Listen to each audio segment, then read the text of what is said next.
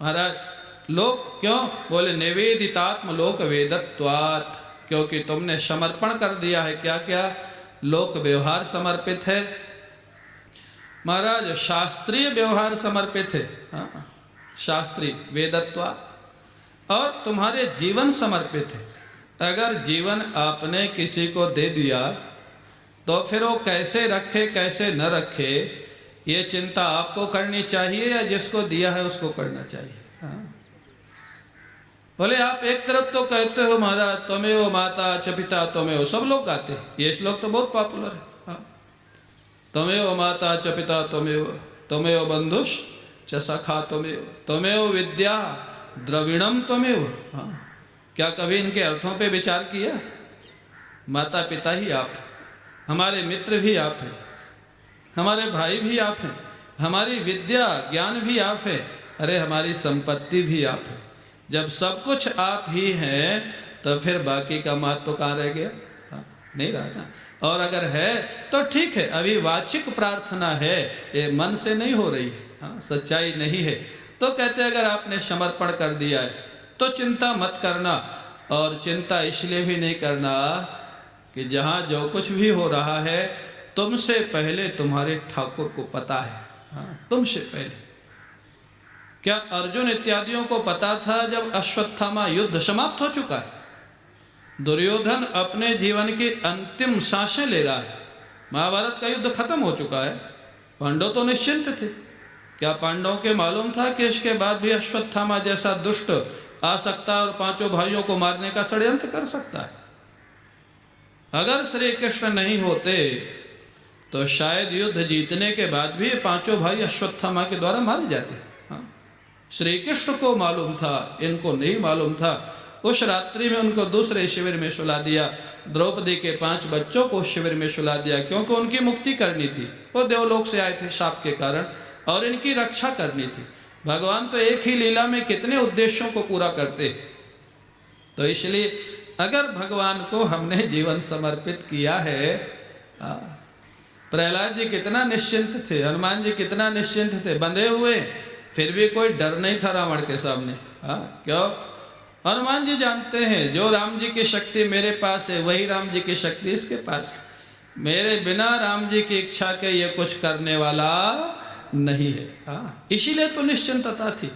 प्रहलाद से जब डांट के पूछा हिरण्यकशिपु ने, किसकी शक्ति से तू मेरे विरोध में खड़ा है?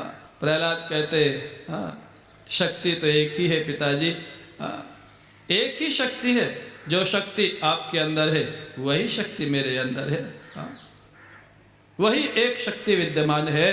तो इसीलिए कहते हैं महाराज ये जब निश्चित हो जाए और ये अनुभव न हुए तो भरोसा तो करना चाहिए ना, श्रद्धा तो उसी को बोलते।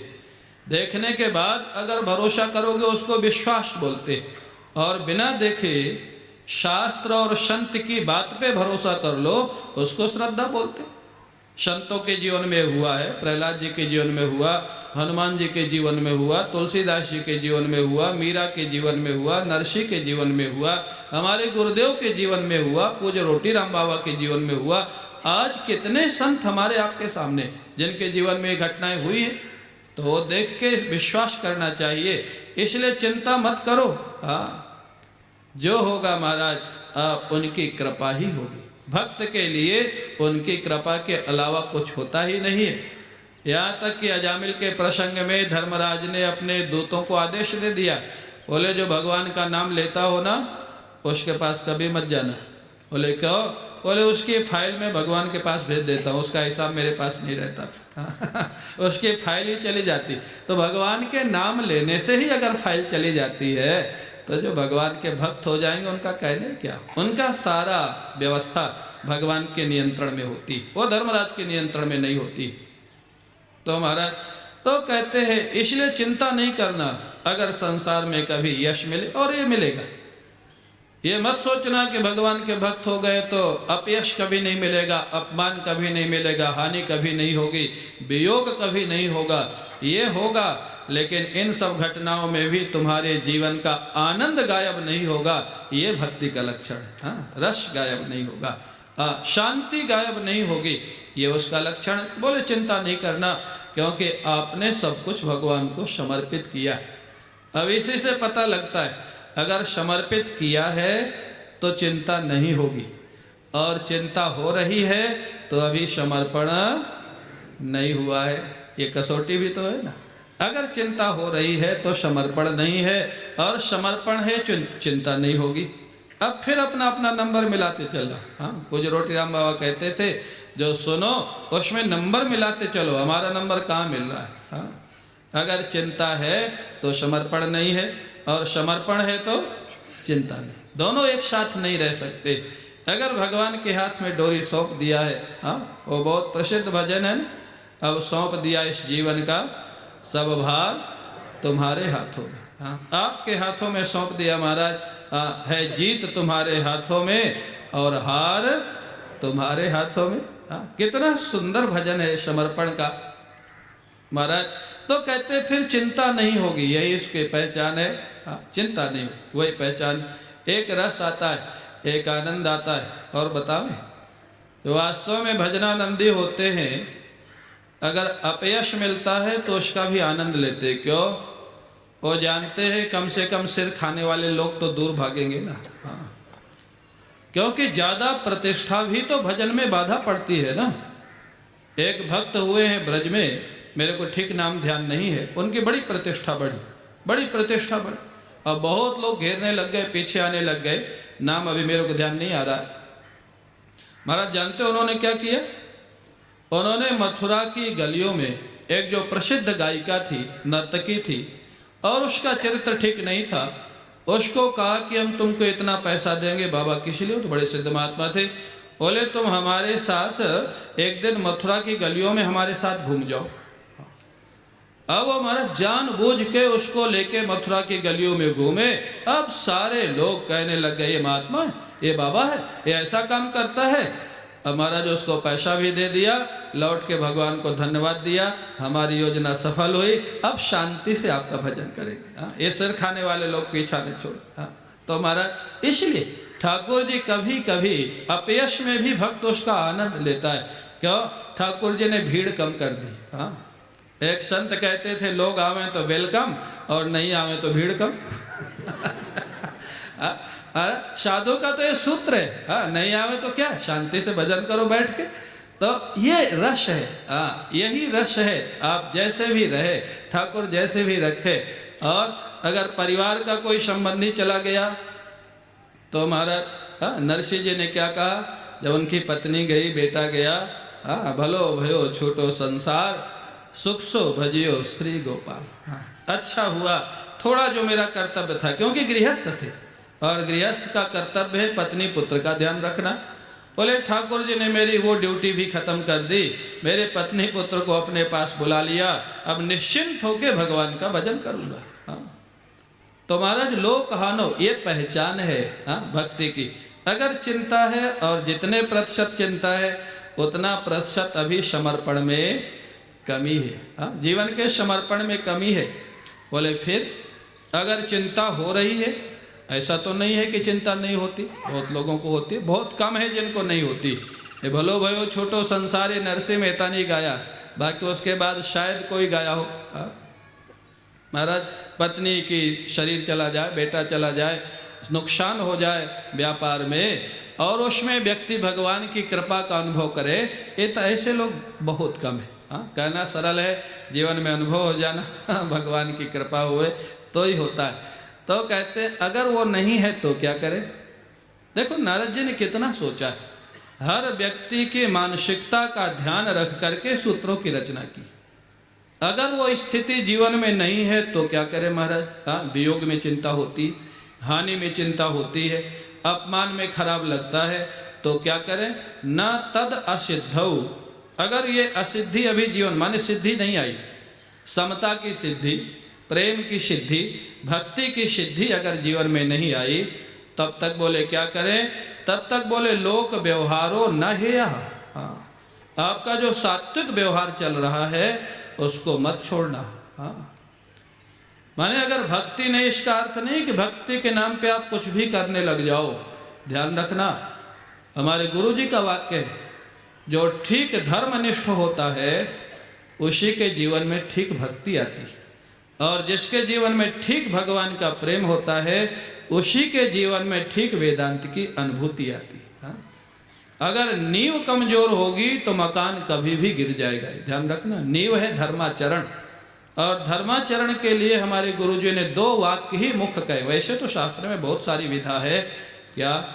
एक तो कभी भी किसी का हक मत छीनना, और कभी भी जानबूझ करके प्लानिंग करके किसी को दुखी मत करना। ये जीवन शुद्धि के 2 सूत्र हमेशा याद रखना, ये धर्म का सार है। ये हमारे गुरुजी ने जैसे मंथन करके व्यक्ति सूत्र निकालते हैं, ये हमारे गुरुजी ने कहा। पहले दीक्षा के समय बहुत सारे नियम देते थे गुरुजी, लेकिन बाद में वो बहुत सारे नियम छोड़ दिए। भाई सत्य बोलना, हाँ, ये बहुत सारे नियम देते थे, लेकिन जानते थे कि सब पालन होना थोड़ा कठिन है, तो बाद में 2 ही नियम देते थे, भगवान की माला करना और व्यवहार में शुद्धि रखना। शुद्धि का अर्थ यही था, किसी का हक जाने अनजाने तुम्हारे पास नहीं आना चाहिए, और जानबूझ के किसी को कष्ट देने की योजना मत बनाना। आपकी उन्नति से कोई चिढ़ रहा है, उसमें आप दोषी नहीं, उसमें उसकी मानसिकता दोषी, उसमें आपको पाप नहीं लगेगा। लेकिन जानबूझ के आप ऐसा कोई काम करें कि इसको दिखाना है, हाँ, इसको दिखा के रहेंगे कि हम क्या हैं, हाँ, ये अभिमान भक्ति में बाधक है।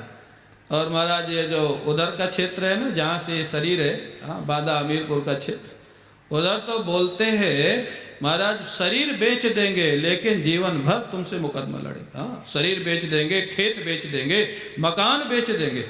हाँ, उधर कई कथाएं मैं कर चुका हूँ। हाँ, प्रदीप बैठा है, इसको मालूम है। वहाँ कथा सुनने लोग आते हैं राइफल लेके, हाँ, कथा में बैठे और राइफल पिस्टल लिए हुए। मैंने एक बार पूछा, भाई कथा से राइफल पिस्टल का क्या संबंध है? वो बोलते हैं महाराज अगर हमारा विरोधी कहीं कथा में आ गया तो बोले कथा क्या करेगी, उसको हमको संभालना पड़ेगा ना। हाँ, ऐसा क्षेत्र है, वो इज्जत के लिए कुछ भी कर सकते, तो ये भक्त का लक्षण नहीं है। अब वो एक क्षेत्र का प्रभाव है या वहाँ के पानी का प्रभाव है, एक अलग बात है। मेरे को कई बार लोग पूछते हैं महाराज आप उस क्षेत्र से साधु कैसे हो गए? हाँ, वहाँ तो साधु जल्दी कोई होता नहीं। मैंने कहा भाई अब हो गया, कैसे भी हो गया, गलती से या तो उधर चला गया होगा मैं। तो ऐसा कहने का अर्थ क्या है? तो न तद सिद्धो लोक व्यवहारो हेया। लोक व्यवहार माने आपका जो सात्विक जीवन है, हाँ, सबके प्रति एक जो करुणा की दृष्टि, एक जो गृहस्थ का धर्म है। हाँ, बहुत लोग बाहर बहुत चैरिटी करते, लेकिन अपने नौकरों के साथ, हाँ महाराज 8 रोटी खाता है, अगर 6 रोटी फिक्स है, 8 फिक्स है, तो उससे 2 रोटी ज़्यादा नहीं देंगे। भले उनकी शादी विवाहों में इतना भोजन बर्बाद होता है कि जिसकी कोई काउंट नहीं कर सकता, इतना पैसा बर्बाद होता है, बर्बाद, यूज नहीं होता है। और उनमें खाने वाले कौन होते? हाँ, 100 तरह का भोजन बनेगा। एक जगह तो मैंने सुना 125 तरह का भोजन था, उसमें क्या क्या अनेक देशों की डिश थी महाराज, इटली की, कहाँ कहाँ की। और खाने वाले कौन होते? जो घी नहीं खा सकते, चीनी नहीं खा सकते, नमक नहीं खा सकते, वो खाने वाले होते। वहाँ क्या उसका एक हास्यास्पद स्थिति, जो खा सकते हैं उनको खिला नहीं रहे, और जो नहीं खा सकते उनके सामने 125 तरह का भोजन रखा। ये क्या तरीका है? तो कम से कम मनुष्यता। हाँ, पूज्य रोटीराम बाबा कहते थे, बोले पहले मनुष्य बनो, मनुष्य, हाँ, साधु बाद में होगा। हाँ, इसलिए वो सूत्र बड़ा प्रसिद्ध है। 3 सबसे दुर्लभ है, मनुष्यत्वम, मुमुक्षुत्वम, महापुरुष संश्रय। मनुष्य बनना दुर्लभ नहीं है, मनुष्य में मनुष्यता दुर्लभ है। हाँ, मनुष्य तो सब है। आज जितने महाराज हैं, हाँ, पब्लिक का पैसा खा रहे हैं, जेल भी हो आते हैं, लौट आते हैं तो सब मनुष्य ही, लेकिन मनुष्यता तो नहीं है ना। तो महाराज तो कहते हैं मनुष्यता, तो कहते हैं न तद सिद्धो लोक व्यवहारो हेया। जब तक वो निश्चिंतता न आवे, प्रभु के प्रति समर्पण की वो निश्चिंतता। हाँ, क्यों? हमारे गुरु जी पूज्य स्वामी सत्यमित्रानंद जी महाराज कहते हैं कि उनको गुरु जी ने रामायण की 2 चौपाई बताई थी। बोले इसको हमेशा जब भी समय मिले गुनगुनाते रहना, याद रखना। क्या? होई है सोई जो राम रचि राखा, को करी तर्क बढ़ावई शाखा। एक ये, और दूसरी राम की न चाह सोई होई, करे अन्यथा अस नहीं कोई। हाँ, महाराज शताब्दी में आए थे, अभी माँ बाबू भी आए थे, तब उन महाराज जी के कमरे में बैठ के हम लोग बैठे थे तो सुना है। बोले 2 चौपाई महाराज जी ने कहा था इसको हमेशा याद रखना। अगर ये 2 चौपाई रामचरितमानस की याद रहे और विश्वास बना रहे कि राम जी जो चाहते हैं वही होता है, बाकी कुछ नहीं हो सकता है, हाँ, तो महाराज कहाँ चिंता होगी। और अगर नहीं है तब तक क्या करें, अच्छे काम करते रहो, अच्छे काम करते रहो, लोगों की सहायता करते रहो, जरूरतमंदों की सहायता करते रहो महाराज। हाँ, लोक व्यवहारो नहीं है, हाँ, तब तक सावधान।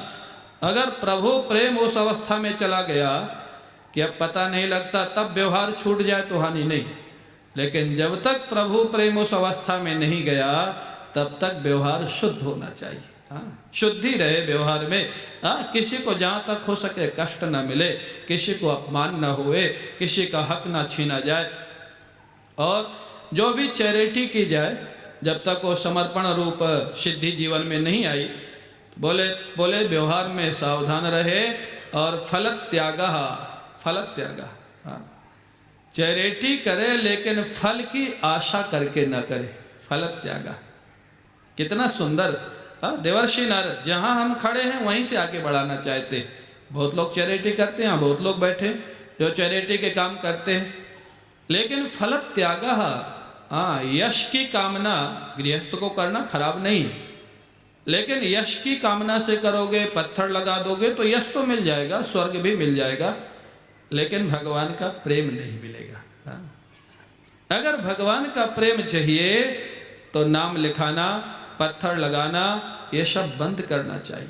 हाँ, हमारे गुरुजी ने तो आश्रम में नियम ही बना दिया था। जो लोग अपने आश्रम में जाते हैं देखा होगा, मैं समझता हूँ शायद एक ही आश्रम ऐसा होगा, मैंने और आश्रम नहीं देखे, सब जगह नाम लिखे रहते, अमुक जी ने अमुक की स्मृति में ये बनाया, अमुक जी ने अमुक की स्मृति में ये बनाया।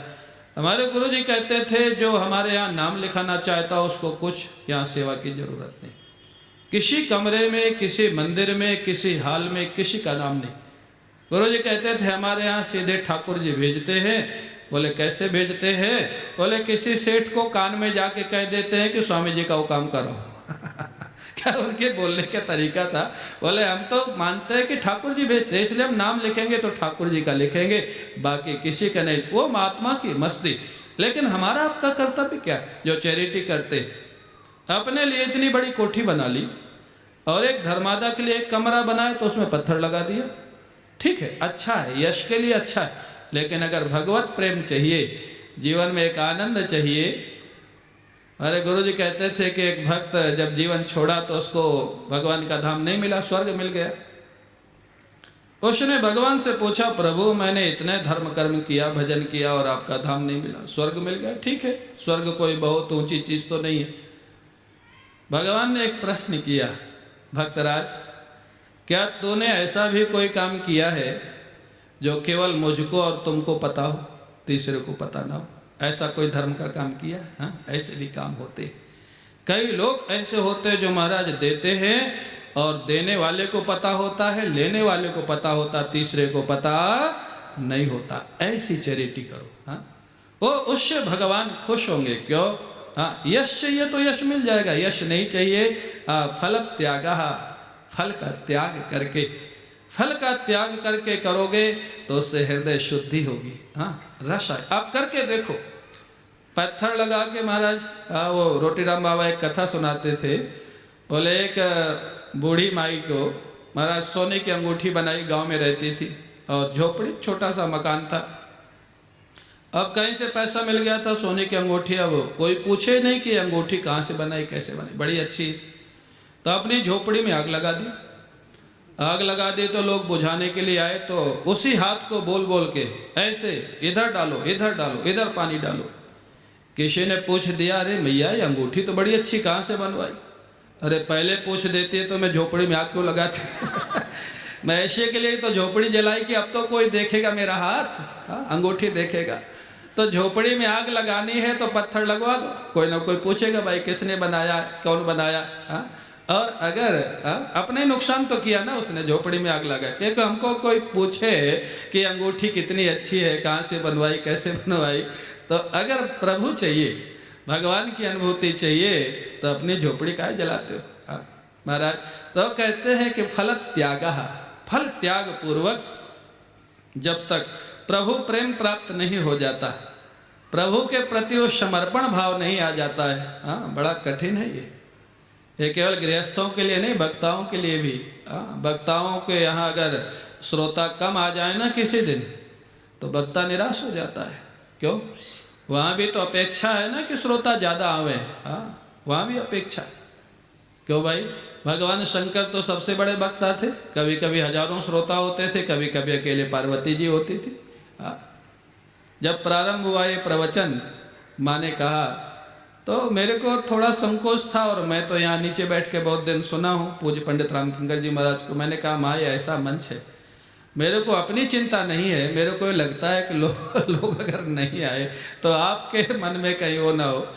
माँ ने कहा स्वामी जी आप चिंता मत करो, हम कम से कम 2 श्रोता तो पक्के।